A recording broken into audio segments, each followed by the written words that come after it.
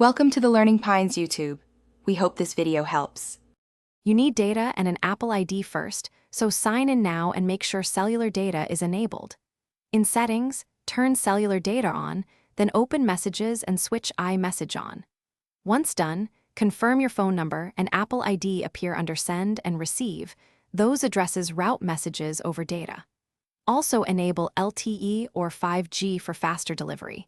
Settings cellular data options. Now start a new message to confirm the bubble is blue.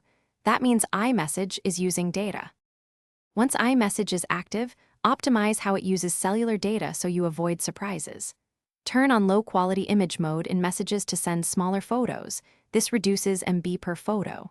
Consider Wi-Fi assist. If you rely on cellular when Wi-Fi is poor, make sure you want that. Also manage automatic downloads and avoid large video attachments over cellular. If you need higher quality, switch to Wi-Fi temporarily. These choices balance speed, cost, and reliability while keeping iMessage smooth. Now send a test message and watch the bubble color. Blue means iMessage over data, green means SMS.